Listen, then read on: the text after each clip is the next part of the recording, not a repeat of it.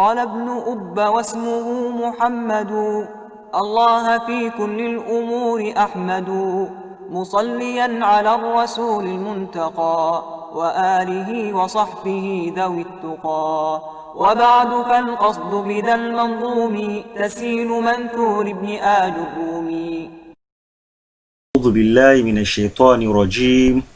بسم الله الرحمن الرحيم، والصلاة والسلام على أشرف المرسلين سيدنا ومولانا محمد بن عبد الله وآله وصحبه أجمعين وسلم عليهم تسليما.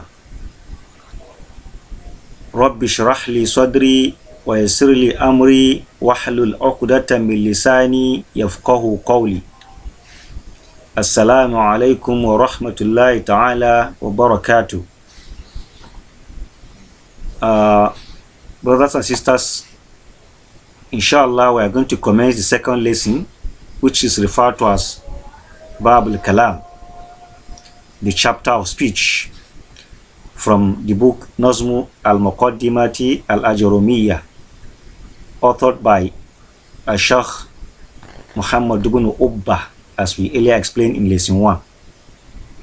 This chapter consists of 7 verses from verse 6 to verse 12 of this book, and the chapter commences like this: Innal kalama indana faltastami' lafdhun murakkabun mufidun qad wubi.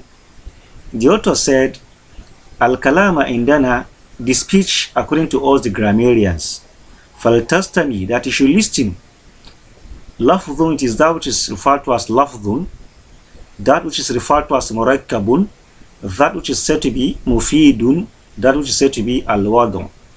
Let's take them one by one now. Lafdhun, it is that word that is uttered through the tongue using Arabic alphabet. So that means any wordings, any group of words that is not uttered through the tongue, as far as Arabic grammarians are concerned, they are not al-kalam. By this definition of lafdhun, we've excluded what the linguists called al-kalam, and this include nodding by head, facial expression, demonstration by using hands, and so on and so forth. All these, as far as Arabic grammarians are concerned, they are not al-kalam. Even something may be understood from them. Murakkabun, al-kalam must also be composite. It must consist of 2 words, at least 2 words. For example, Zaidun qa'imun. Zaid, one word, qa'imun, another word. Zaid is standing. So you can hardly see any wordings, any groups of words that are referred to as kalam that are not composite. You cannot see it in Arabic language. Even those words that may appear to you as single words, like for example when one says kum, stand up, stand up. The word kum consists of 2 words. One is apparent, which is kum. The other one is hidden, which we refer to as damiru mustatirun, hidden pronoun, anta. So you can see that it is also composite. Mufidun, it must be beneficial. That is, even if it is lafdhun, even if it is murakkabun, and yet it is not beneficial, as far as Arabic grammarians are concerned, they don't refer to it as al-kalam. For example, now if I should tell you, Inja Zaidun, if Zaid comes, then you've not actually benefited from it at all. If Zaid comes, then what happened? I have not told you. So by using those 3 words, you can see that it is uttered through the tongue.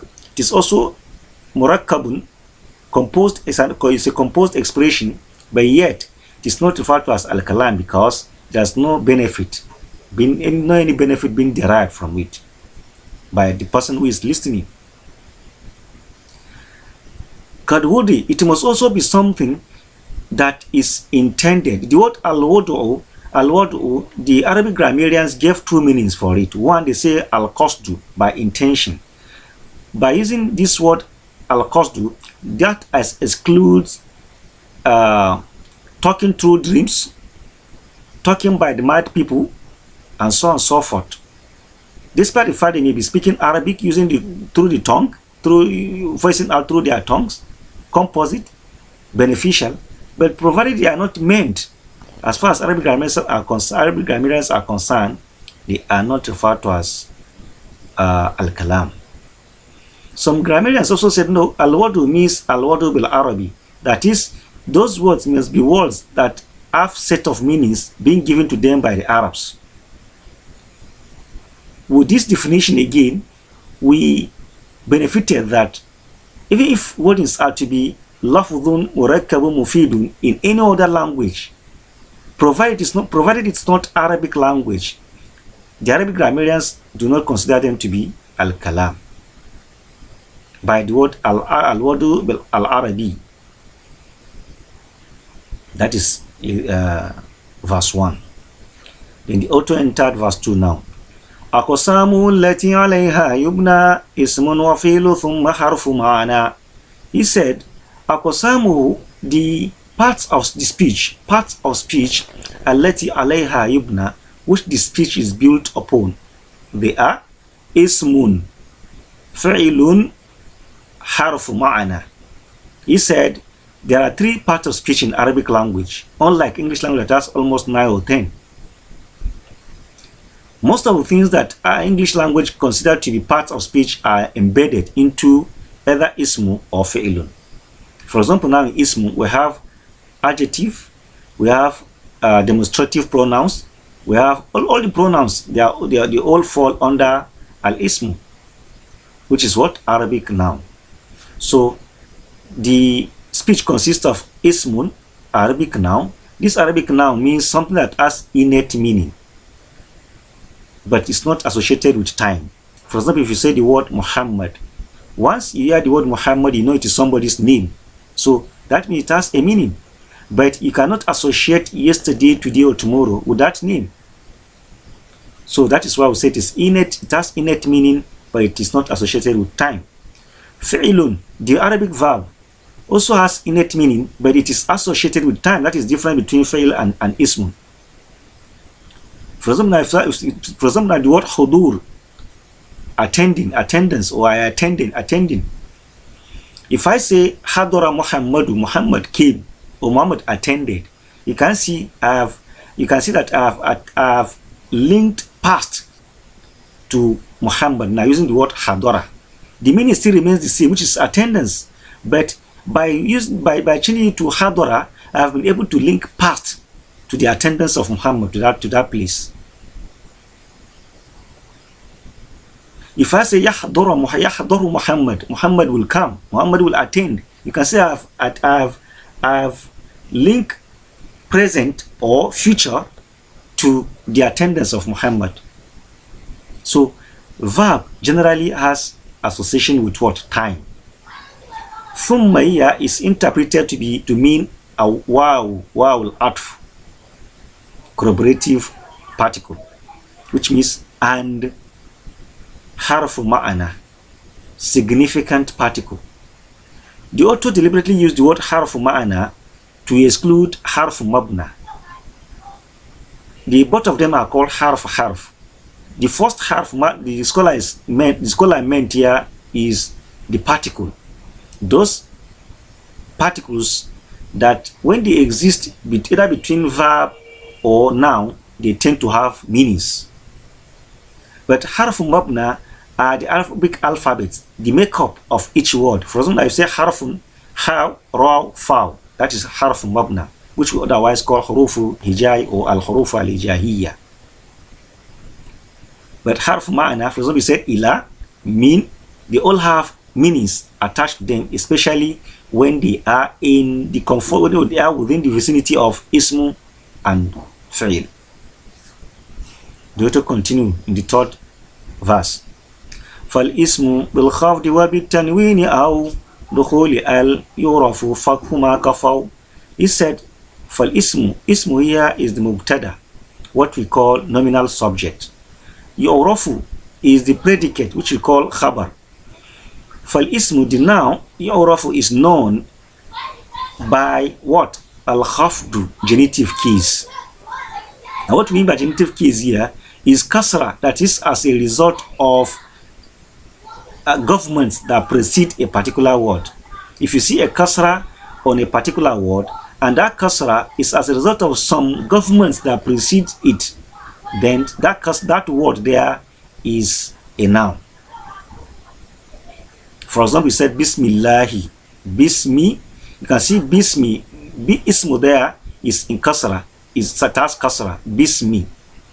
But that kasra is as a result of what? Bahu, that preceded it. Allahi, he also has kasra because it is what? It is in compound to the word ismu. So by seeing kasra there, you realize that that kasra is what? It gives that particular word, lafuz jalala there, it gives it the word ismu, now, because you see kasra, which is as a result of what? Being compounded to the word ismu. Ar-Rahmani Ar-Rahimi. By seeing kasra there, as a result of being follower to the lafuz jalala, followers to lafuz jalala, they are also termed to be what? Nouns, because they have kasra as a result of governments that precede them. Awamil, what something we refer to as awamil, governments. Wabi tanwini, and also when you see noon sound, when you have a noon sound on a particular word without actually being written on them. For example, now, marartu bi Zaidin, I passed by Zaid. Marartu bi Zaidin, you can see the word Zaidin there. By seeing the kasratain there, you know that that particular word is a noun. It can either be kasratan, dhammatan, or dhammatan, fathatan, or kasratan. Whichever one you see in any word, that word is a noun. Aw dukhul al-alfi, or any word that can accept alif, al. Aw dukhul al, or any word that can accept al. For example, naja rajulun. You know, rajulun, it has tanwin, that means it's a noun. A man came. Ja'a rajulun, a man came. What if I say Ja'a rajul, the man came? So you can see that rajulun can accept al. So the word rajulun there, even without seeing alif and lam on it, that word rajulun is what? It's a noun, because it can accept al. Because from Ja'a rajulun, I can say Ja'a ar-rajul. Ja'a ar-rajul, a man, from a man came to the man came. Therefore, the author is now advising us, Fakfu ma kafaw, you should follow what the previous an-nuhat, the grammarians followed. You should follow them. The author now continue from the next verse, which is وَبِحُرُوفِ الْخَفْضِ وَيَمِنْ إِلَى وَأَنْ وَفِي وَرُبَّا وَالْبَا وَعَلَى. He said, among the signs you use to know the noun is huruf al-khafdi, when it is being preceded by what is called particles of khafdi or particles of jar, otherwise called genitive particles. Wahaya, and these particles are mean, for example, when you said min al-masjidil haram, min al-masjidi, you can see that the word masjid, the mosque there, is what? Is in genitive state as a result of being preceded by the word min, from. Ila, towards or to. For example, when you said min al-masjidil harami ila al-masjidil aqsa, ila al-masjidi, you can see that the second masjid there is also in genitive state as a result of ila, towards or to. The same thing, and ramaytul sahama anil qaws, I throw or I fire the arrow from the bow. You can see that anil qaws there, the qaws is in genitive state as a result of what? Being preceded by an, from, or away from. Or fi, the same thing, the word fi, in, it means in. وَلَا تُبَاشِرُوهُنَّ وَأَنْتُمْ عَاكِفُونَ فِي الْمَسَاجِدِ, where Allah subhanahu wa ta'ala is saying, Do not go close to your wife. Don't have sexual intercourse with them while you are staying, you are observing treaty in the mosque, when you are doing itikaf.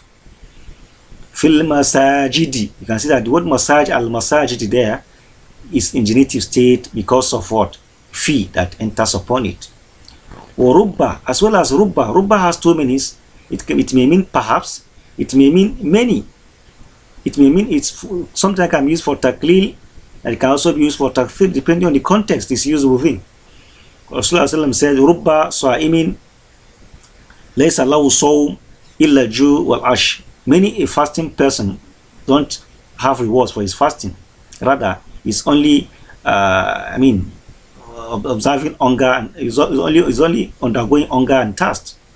So, Rubba sa'imin. Rubba, you can see that Rubba comes, and the next word there is what? Sa'imin. It has kasratan there. There is also another one where I say, Ya Rubba qasiya, Ya Rubba qasiyatin. Ya Rubba qasiyatin.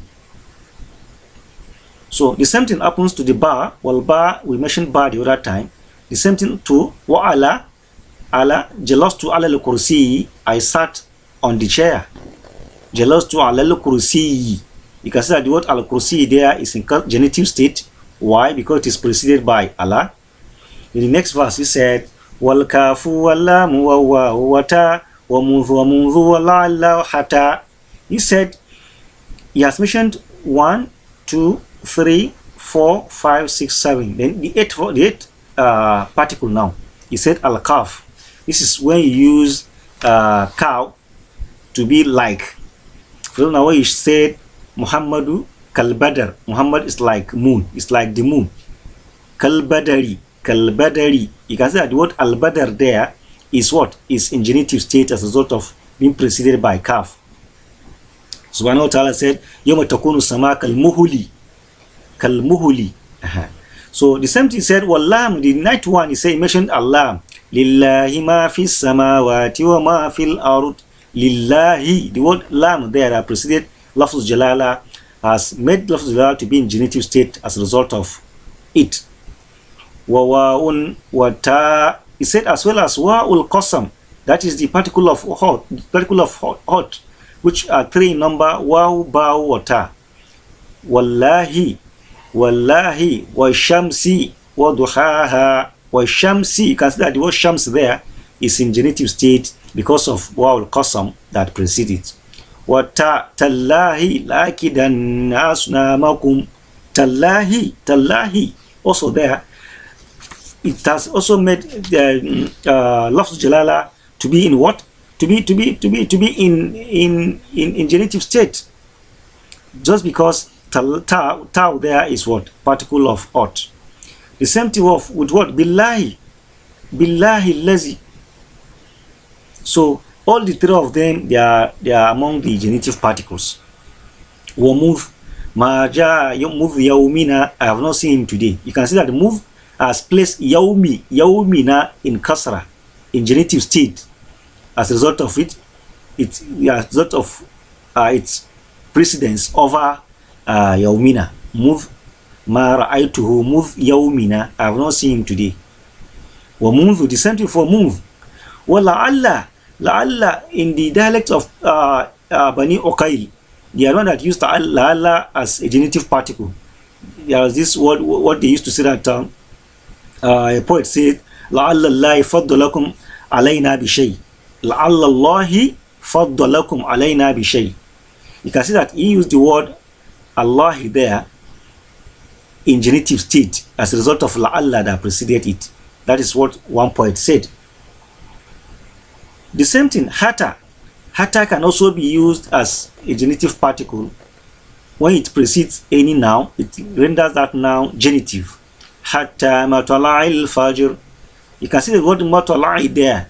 Matala'i there is in genitive state because of hatta that precedes it. So these are the 15 genitive particles that the author gave us in this section. After the author is through with the particles of jar, he now entered into the next part of speech, which is the verb. He said, والفيل بالسين والسوف وبقد فعلم وتاء التانيث ميزه ورد. The author gave us 4 signs here for identifying the verb, just like the way he did for the noun, where he mentioned al-khafdi, tanween, aw dukhuli al, aw huruf al-khafdi, where he mentioned 4 of them. So he's also giving us 4 signs here for identifying the verb. He said, well, fi'lu, the verb. The fi'lu here is in the position of nominal subject, mubtada awwal. Then maizu is mubtada sani, warad is the khabar of mubtada sani. Then both the khabar of mubtada sani and the mubtada itself, mubtada sani itself, both of them are in the position of khabar for the first mubtada awwal. So this is the first predicate, first nominal subject. Maizu is the second nominal subject. Warad is the predicate. Both the predicate and the second nominal subject are in position of the predicate for the first nominal subject. So if you want to translate that, you now say, well, fi'lu, the verb, maizuhu, its identification, warad, is reported to be by asinu, wa sawfa, wa qad, wa ta'u ta'nis, 4 signs. He said that any word you see as seen preceding that word is what? Is a verb. For example, sayaqulu sufaha, sayaqulu sufaha, sayaqul, they will see. So that what sayaqul there, yaqul there is what? Is a verb. Why? Because it is preceded by a seen. The same thing when you see sawfa preceding any word. Sawfa has the same meaning with seen, but has more delay compared to seen. سوف نصليهم نارا إن الذين كفروا بآياتنا سوف نصليهم نارا. We Allah say you're going to put the kuffars in the hellfire in the day of Qiyamah. Because he used the word sawfa there. Sawfa nuslihim. So nuslihim there is a verb. Why? Because it is preceded by the word sawfa. Though it is also something that will come, but it has more delay compared to a seen. What called? The same thing called. Qad means the same thing. Qad has about 4 uses. 2 uses or 2 usages for past tense, madin, and 2 usages for mudari, imperfect tense. When you use qad with fi'l madi, it may either mean tahqiq or takrib. That is when you are ascertaining something, when you are confirming something to be that. You can use qad, especially with past tense verb. Qad sami Allah, indeed Allah has heard. Qad aflah al-mu'minun, because this is what sami'a there is past tense verb. Aflaha is also past tense verb. So qad there means tahqiq, indeed. So it's not all qad you see that you now interpret to be what? Indeed. Right? No. It depends on how, if it comes with past tense verb, it may be interpreted with what? To be indeed. It may also be, even when it comes with past tense verb, it can also be interpreted to be with what? To mean approximation, takrib. When you something that has not happened, you now bring it close.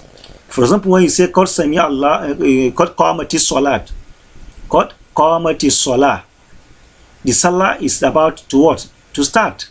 Something that has not happened, you are now saying that it has. You assume as if it started. So something that is coming, you are bringing it near for takrib. So those are 2 objectives. Anytime you see qad in a past tense verb, it either means tahqiq or takrib, confirming something, ascertaining something, or bringing something that has not happened closer. But when you use it with imperfect verb, with mudari, it may mean taqlil or takfir. It may mean scarcity or paucity, or it may mean abundance. For example, when you say kad yanjahul balid, kad yanjahul bahlid, you can say balid, somebody who doesn't like school, lazy person, somebody who doesn't read. Kad yanjah, he hardly succeeds. So yanjahu there will be interpreted to mean what? Taklil, rare, scarcity. But when you use the same sentence for somebody who is reading very hard, you can say that kad yanjahul mujtahid, somebody who reads very hard will pass, will always pass. So depending on the context you use qad in for the imperfect tense, it may mean scarcity, it may mean abundance. So if you see the word qad in any sentence, that before any word, the next word, the next scholar is telling us that that next word is a verb. And as we said, it can enter into past tense verb to mean tahqiq or taqrib, or it can enter into imperfect verb to mean takfir or taklil. Then the last sign Malam gave us, say fa'alam, you should know, the last sign is what? Ta is feminine ta. This is the type of ta that is attached to verb that is representing a female. For example, when you say qalati imra'atil aziz, qalat, because that word ta there is the one referred to as feminine ta. So as you see that ta there, that means the word qala. That word qala is a verb, past tense verb or perfect verb. Then the author has concluded 4 signs for the verb. He now enters into the last part of the chapter, which reads, وَالْحَرْفُ يُعْرَفُ بِأَلَّا يَقْبَلَ لِاسْمٍ وَلَا فِعْلٍ دَلِيلًا كَبَلَ. He said, وَالْحَرْفُ, the particle noun, the significant particle noun, يُعْرَفُ is known بِأَلَّا يَقْبَلَ, not to accept dalilan, any of the signs we mentioned before, for the verb and for the lismin, for the noun, wala fi'lin, not for the verb. For example, bala, the word bala, yes. So once you see a word that will not take any of the signs for the verb or for the noun, then that is its sign. Just take that word to be what? The particle. Bala cannot accept sin, cannot accept sulfur. You can't say sulfur bala, you can't say sin bala, say sabala, you can't say balat, you can't say qad bala, you can't say bali, you can't say balang, you can't say al bala, you can't say min al bali, you can't say any of them. So since this bala cannot take any of the signs for both the noun and the verb, then bala is what? Is al-harfu, particle. So this has brought us to the end of this chapter, and what you've said right, we pray that may Allah give us the reward. That which you've said wrong, may Allah forgive us. And of course we shall start the next chapter from Bab al-I'rab, and of course it contains about 5 verses as well. This is where we are going to stop for the day. Wassalamu alaikum wa rahmatullahi ta'ala wa barakatuh.